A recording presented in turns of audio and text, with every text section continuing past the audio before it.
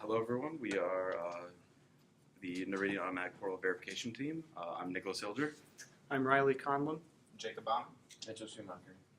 And our mentors are Danielle Froseth and Krista Federa. So So the company overview, Noridian Mutual Insurance Company, has been around for more than 50 years. It provides various services to all 50 states, and 28 of those states actually have government contracts as well.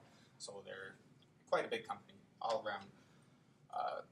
We are working with a team from Noridian that has worked with the plugin that we are to use to make a robotic solution for their user portal. They have some experience with the Pega plugin, but they've been guiding us through this project. Oh, there it is. So what Noridian needs is they want us to develop a portal verification using a Pega robotic plugin. Basically, it will interrogate the page, find the different fields that it needs to interact with or input data into. It'll submit the inquiries or whatever the function needs to do, and then it will verify that there are results. They also request that after it verifies those results, that we log all the things that the robot did, everything that it sees and such, and then it will also send out an email afterwards saying what functions are up or if there's any issues that arose while it was going through it, if it found any functions that are down or anything like that. And on our end, we do not actually have access to their user portal site that they want us to verify these functions on. So we're ending up making a mock portal website to basically mimic those functions that would be found on their user portal. And next slide, please. So the solution for these is that we'll develop that robotic program, as I said, that will interrogate the website and verify that all the functions work. And then at the end of the verification, we will open up Outlook, also using the robotic plugin, to send out an email. We opted for this over, we looked into making a script to send out an email, but that would require making an SMTP server to send the email, and that does not comply with Noridian's security standards, so we opted to just use the robot to open up Outlook to sort of get around that, but it's completely fine in their security standards by doing this. There's also, for the log, there's also a built-in function in Visual Studio that we were told about that should automatically log the robot and what it does. So we will look into that and do that for the log. And the email that is sent out will have all the information about the processes and which ones went down, or if everything is working properly, and it will be sent to whoever it needs to be sent to, the system administrators and such. But yeah, as I said, we will not have access to their user portal, so we've been making this mock website ourselves to mimic that process. for our schedule, the original plan was to develop the mock portal site and the robotics plugin, or the robotics tool, side by side, and have them both ready for midterm. We had difficulty gaining full access to the Pega tools required. So instead we focused on making sure that the website was ready to go. We have only, within the last 5 days, gained access to the Pega plugin that we needed. So in the meantime, we developed that website and have been studying Pega in our own time, so that when we gained access to the tools, we would be more than ready and not have to spend all that time learning and working with the program, so we could learn and work with the program right away. This has put us somewhat behind schedule, but the website is at a scalable point where it will work to test against, so now we can focus more on the robotics tool itself. And speaking of the website, we have a presentation, a demo ready for it. Okay. Neat.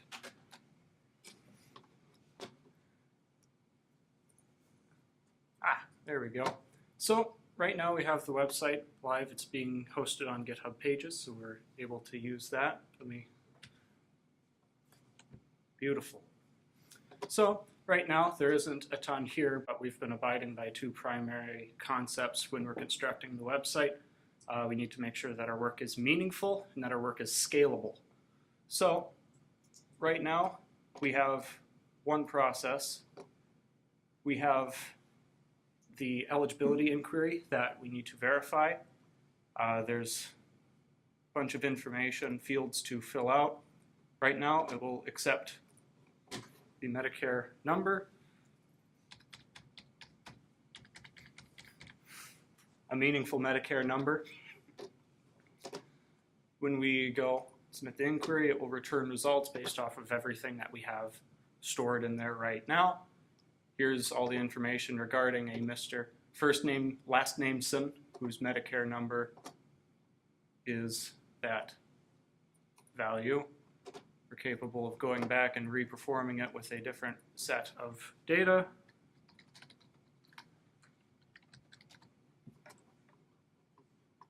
And going through another inquiry. We have two results on this one because we have both Bob Robertson with that number and Mr. Unoriginal Poser with that information. So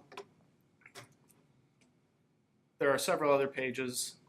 Eventually these lookups will be condensed into one page so that the robot will be capable of going through, clicking through each of these buttons and going back, hitting this verification, going through, entering the info. If no info is entered and if it does not match a result, we'll go to return 0 results. A success for our verification is when we have results for these search functions. A failure is when there are no results. Overall, HTML is a lot of work just because it's a lot of copy-paste. So when I go back and say that our work needs to be meaningful, constructing the robot to verify and constructing the website at the same time is a lot of work for our 4-month time span. So our attempts have been so far when we're creating our HTML pages is to make them as genericized as possible so that they will all reroute to a singular JavaScript file or two that will be condensing these results. So while there isn't a ton here, the JavaScript file running this is capable of reading information from any of these standardized fields across any of these websites, HTML pages, that are linked up, reading from those fields and sending them all back to a singular results file. That will be reading it and is scalable based off of number of results. This HTML page is also written entirely by JavaScript, so it will be able to do whatever it needs with the results it has. Another requirement is that our system runs on Internet Explorer, which is the most beloved of web browsers.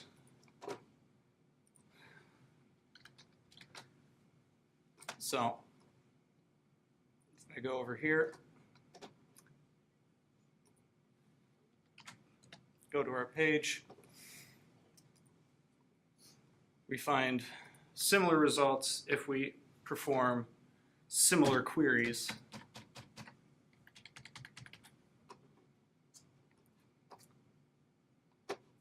And we would not like Skype for Business. Similar results, same results, same functionality across this.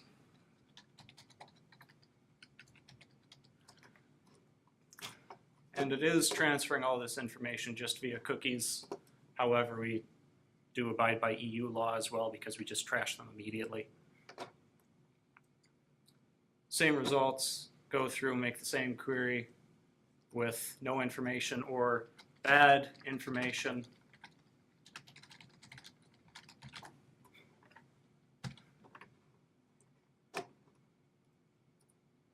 There's nothing.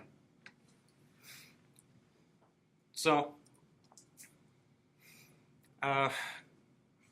that's pretty much the bulk of what we do have right now. Again, it is scalable.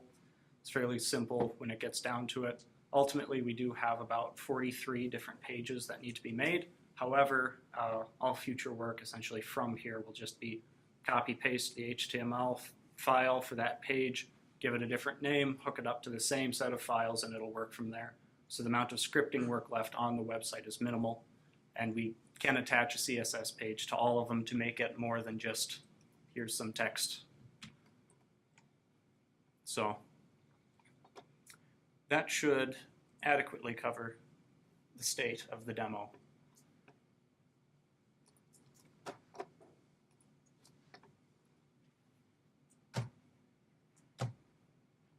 Excellent.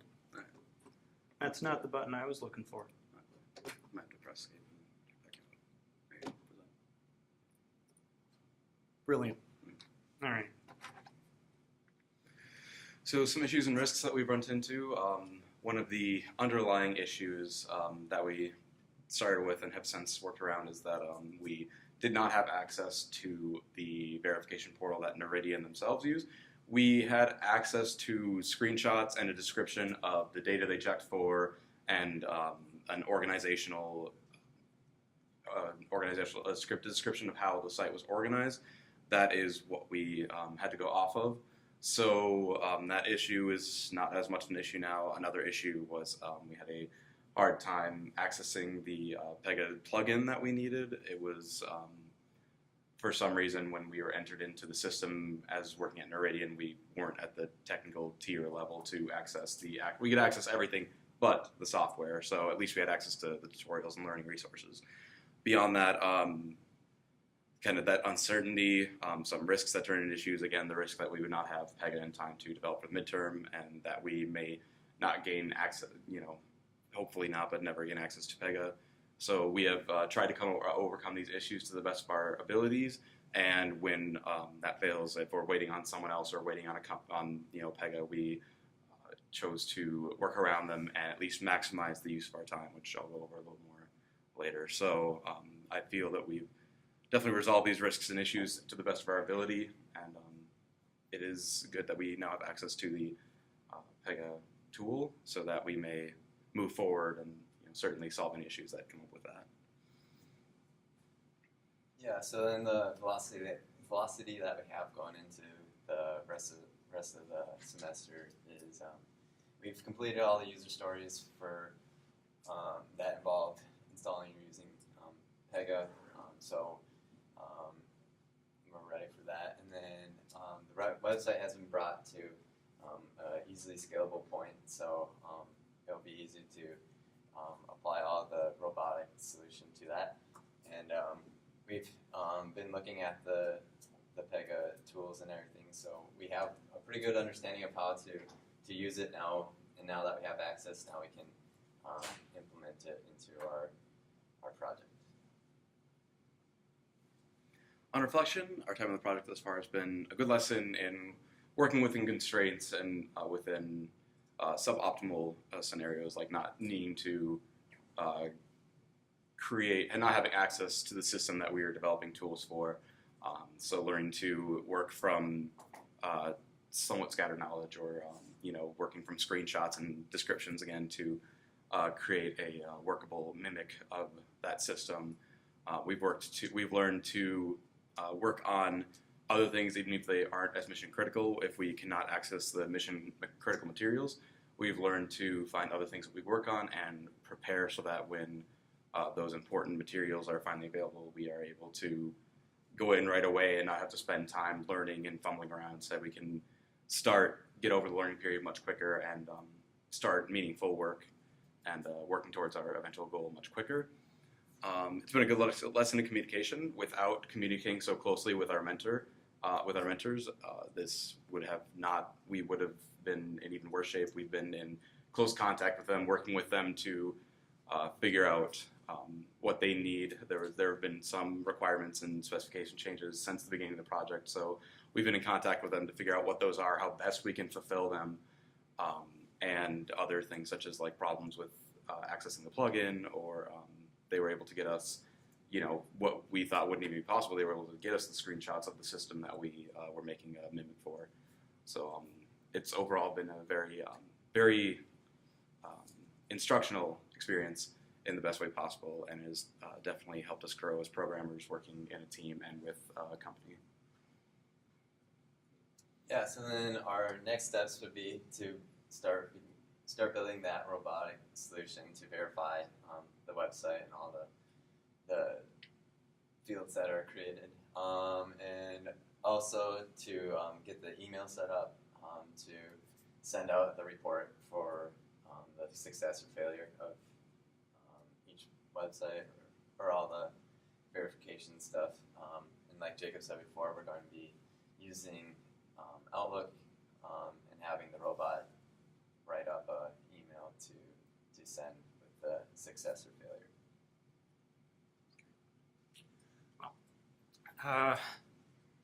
We do know that this was probably a lot briefer than other presentations. Not sure how long some of them have may taken, but we do have time for some extensive questions right now. And there was only so much we could do without access to the Pega plugin. I think we just got access last Thursday. So that if there are questions on specifics or anything anywhere, we have lots of time. Otherwise, I'm sure the next group would appreciate having the time to beforehand to set up on this. So I guess how many other pages or parts of the website were you needing to set up in order to do testing? for Just because you had the one page where you could look something up based on that information, were there other parts of the portal or pages, or is it mostly we only need one of these because all of the functionality here tests in exactly the same way, regardless of whether it's a form to look up something completely different? It's more so about the process. Yeah, so ultimately, each verification stems back to the same variables and the same inputs, but this verification over here for eligibility requirements may have greater use of all the information and the variables needed to verify it. However, some of them might only need 2 or 3 variables inputted, but they'll all ultimately still be returning, here's the person that matches this information, or the people matching this information. So that's a bit of what we also meant by scalability, as well as that we can write an HTML page that contains every single possible thing that would needed to be entered, and then from there it could be simply commented out for each and every other page, and they'll all point back similarly. So if that, I think he said something on 43 pages or something. Yeah. There's effectively going to be 43 different pages, each with their own verification. And so are there the equivalent of 43 Pega tests then? There would be by some means, whether that means it's just one that goes through all 43, or there are 43 different ones that would all be set up in a line. It wouldn't make much of a difference either way. But So essentially right now they have a person manually verifying all these functions. That takes about 10 hours every week to verify the functions. So what they want in the end is for this robot to go through every single of those functions. Of course, from our mock portal, since we don't have access to the actual portal. And then once we deliver it, they'll link it up to their actual portal based on our mock portal. So we want to get it as identical to those functions as possible. That way they can link it up to all those 43 different functions that they want to verify.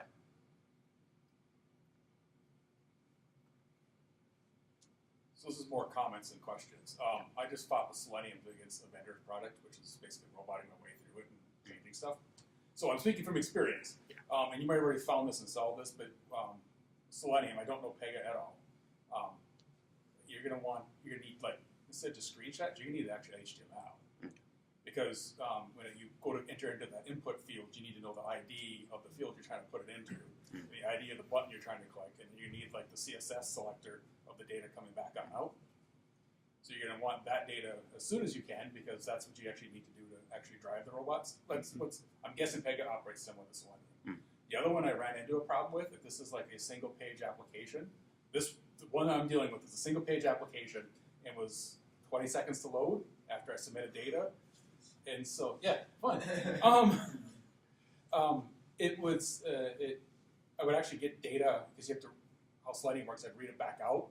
And so I have to actually put in a pause to handle basically the slow website response. You have to do extra checks. So maybe the site you're testing is nice and zippy and fast. Yep. It doesn't take 20 seconds to load, so it's nice and easy. But that's something else just to watch out for. Thank you very much. For the HTML, we are delivering this. They acknowledge that we will be delivering the robots and that they will have to work on them to fit them into their system. They're kind of looking more for like a base that they know works on, a certain website. They are very aware that we don't have access to the actual websites and their like HTML and identifiers for the text box. But we do appreciate it, and thank you for your information because that's really helpful to hear. We haven't met many other people outside of our mentors who have really worked with robotics, so Pega or Selenium. So thank you. To sort of add on to that, the Pega robot is able to actually interrogate the pages and pull the fields from the page. So once we deliver the robot, they'll basically look for those fields that we're pulling from and just replace it with their fields. That's what we've been told so far.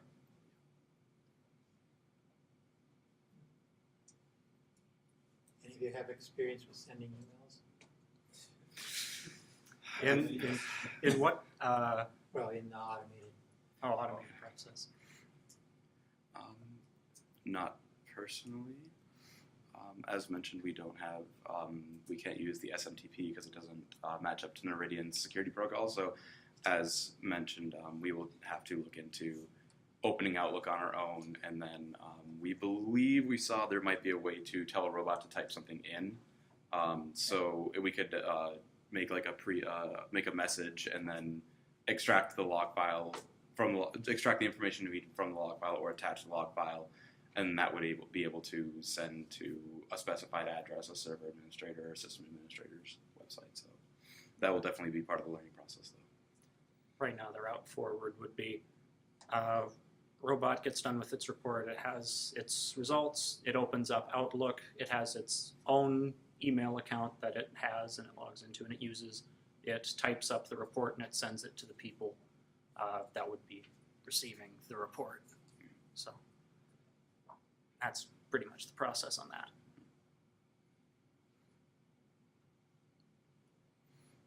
Thank you. Thank you. Thank you.